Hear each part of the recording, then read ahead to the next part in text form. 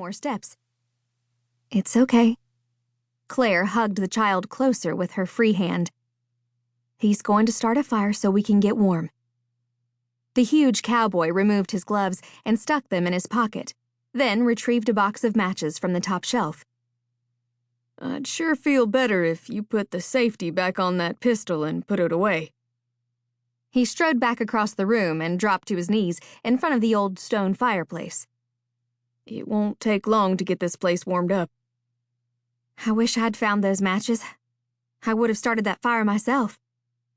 She pushed the safety switch to the on position, but kept her thumb on it. "Seems like we might be here a while. Mind if I ask your names?" He dropped the match in the fireplace, and the kindling blazed. "I'm Claire Mason. This is my niece, Zaylee. Sorry to be trespassing like this." "It's no problem. We never lock the door just in case someone needs to use the cabin." He sat down on the worn sofa facing the fire and removed his socks, stretching his bare feet toward the fire to warm them. He glanced over his shoulder. "Sure y'all ain't hurt?" Zaylee stopped shivering from under the quilt, and Claire slipped the pistol back into her purse. "We're fine. Thank you for starting a fire." "If you'd come over here closer to it, you'd warm up quicker," he said. "Now, I'm going to reach in my hip pocket for my phone. I need to let the folks at the ranch know where I am." Claire nodded but reached back into her purse, pulled out the pistol, and closed her fingers around the grip again. His angular face broke out into a smile when someone answered. "Retta, I'm at the cabin. Four-wheeler is out of gas, and the battery on my phone is almost gone.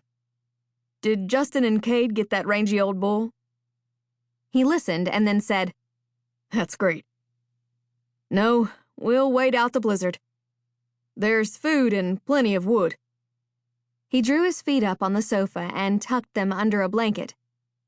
"Okay, it's not a real blizzard, but for north-central Texas, it sure feels like one. My phone is starting to bleep, so listen up." He told her about finding a half-frozen lady and a child in the cabin.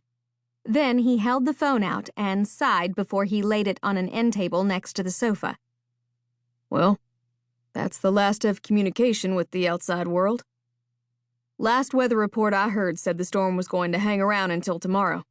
Y'all hungry?" Zaylee pushed back the blanket and nodded. "I'm hungry." "Who is Retta?" "You going to take your hand off that gun, ma'am, or do I need to verbalize everything I'm doing so you don't get trigger-happy and shoot me?" "Justin and Cade McGuire own this ranch, and Retta is Cade's wife. They can't come get us right now, but they'll be here as soon as possible." Levi didn't look afraid even when he tiptoed across the cold floor to the other side of the cabin. For that matter, he looked as if he knew the place very well, like he might really be the foreman of the ranch, just as he said. Claire slipped the gun back in her purse, but she didn't zip the pocket. "Thank you for not throwing us out." "What are you doing?" Zaylee pushed the covers back a little more. "I'm going over here to this chest of drawers to get some dry socks. Maybe 2 pair until this floor gets warmed up.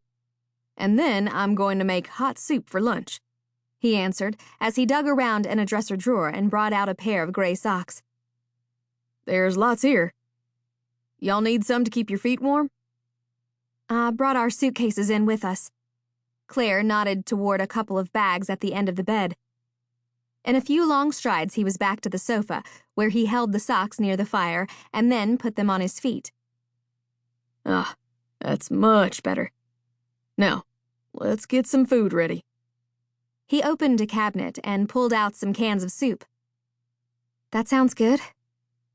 She could be polite and appreciative, but that didn't mean he was luring her into trusting him. Not even with food.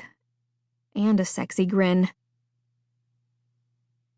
Levi had a reputation on the Longhorn Canyon Ranch for bringing in strays, from dogs to turtles to a crippled miniature donkey. His experience had taught him to give an animal space and to let them come to him. No need to be in a rush anyway. The storm wouldn't let up until tomorrow morning at the earliest, and it might be a day past.